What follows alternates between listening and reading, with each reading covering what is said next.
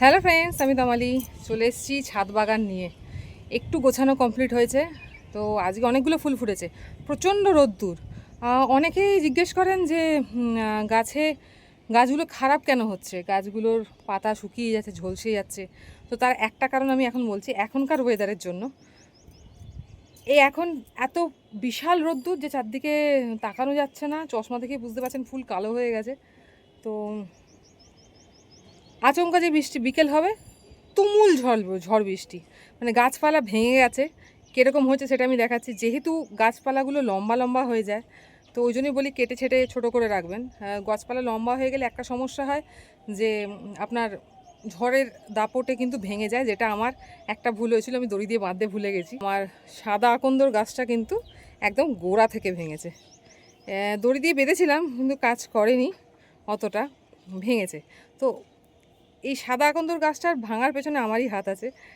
আমি ভেবেছিলাম যে একে কেটে ছোট করব, কিন্তু ওকে ওই যেহেতু মাথার গোড়ায় ফুল দিচ্ছে, ফুলের লোভে আমার কাটা আর হলো না।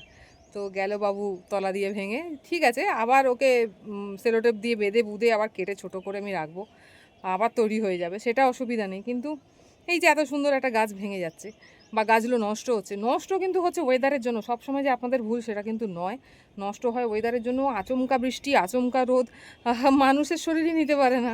তো গাছপালা তো অনেক সুখী, মানে অল্প কিছুতেই প্রবলেম হয়ে যায়। তো আজকে অনেক ফুল ফুটেছে চারদিকে, প্রচুর ফুল ফুটেছে পুরো বাগানে। এখনও কাজ চলছে, পুরো রানিং, এখনও কমপ্লিট করতে পারিনি।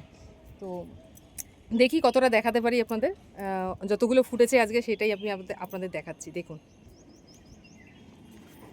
এই দিকে আসলে এটা হলো বিবেকানন্দ জবা। স্টার্টিং একে দিয়েই করব, কারণ এর ডিমান্ড সব থেকে বেশি। সবাই বলছে নাকি ফুল হচ্ছে না। হ্যাঁ, আমার গ্রাউন্ডের গাছটাতে ফুল কম হচ্ছে, কিন্তু আমার টবের গাছে, টবটা তো ভেঙে গেছিলো, সেই প্লাস্টিকের গ্রো ব্যাগে রেখেছি, তাতে কিন্তু আমার ফুল দিচ্ছে, দুটো তিনটে চারটে করে হলেও দিচ্ছে। আর এইটা হলো আমার সেই থোকা টগরটা, মিনি থোকা টগর, যেটা প্রচুর ভাইরাল হয়েছিল। সব থেকে বেশি ভিউ আর লাইক হয়তো এই গাছটাতেই আছে। তো এইটা কিন্তু এখনও বেঁচে আছে, প্রচুর বয়স গাছটার। একদম শুরুর দিকে যখন চ্যানেল করেছিলাম 8-9 বছর আগেকার, তখনকার দিনে ভিডিও করেছিলাম, তারও এক বছর আগেকার হয়তো গাছ হবে। তো মোটামুটি 9-10 বছরের কাছে বয়স হয়ে গেল।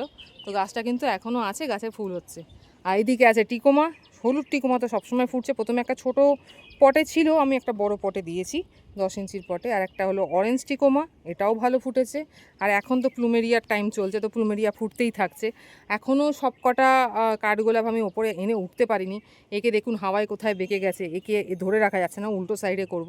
এখনও যেহেতু কাজ চলছে, কমপ্লিট হয়নি, সেহেতু এখনও ঠিক হয়নি যে কোন গাছকে কোন দিকে রাখবো। আর এইটা হলো পিঙ্ক জবা, দেশি জবা, একদম দেশি জবা, ডাল থেকে ইজিলি হয়ে যায়। তো এটাও ভালো ফুটেছে। আরও ফুটেছে এদিকে সাদা জবা, একসঙ্গে 3টে ফুটেছে। আর ওইদিকে তো প্রচুর, এই মাত্র জাস্ট তুললাম ওপরে, এখানে কাজ হচ্ছে বলে। এত উঁচুতেও থাকবে না, নিচে নেমে যাবে, অত উঁচুতে থাকলেও ভেঙে যাবে এমনিতেই। আপাতত কাজের জন্য তুলে রেখেছি, তো প্রচুর হয়েছে। এইদিকে আছে বৃন্দাবনী টগর, এইদিকেও এখনও প্লুমেরিয়া ফুটছে। এই গোলাপগুলো তো এখন একটুখানি ঝিমাবে, কিছু করার নেই, গরম বলে। আর এইদিকে পড়েছে যে লাল একটা জবা, খুব সুন্দর ফুটেছে। ওইদিকে হলুদ জবা, এইদিকে দেশি জুঁই। মোটামুটি ওভারঅল দেখতে গেলে মোটামুটি আজ বেশ ফুল ভালোই ফুটেছে। তো আপনারাই দেখে বলুন কীরকম লাগলো। ভালো লাগলে অবশ্যই লাইক করবেন, কিছু জানা ইচ্ছে থাকলে নিচে কমেন্ট বক্সে জানান।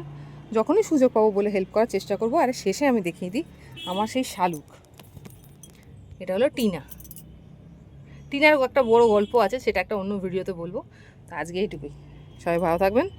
আগামীকাল আবার দেখাবো অন্য কোনো গাছের ভিডিও নিয়ে।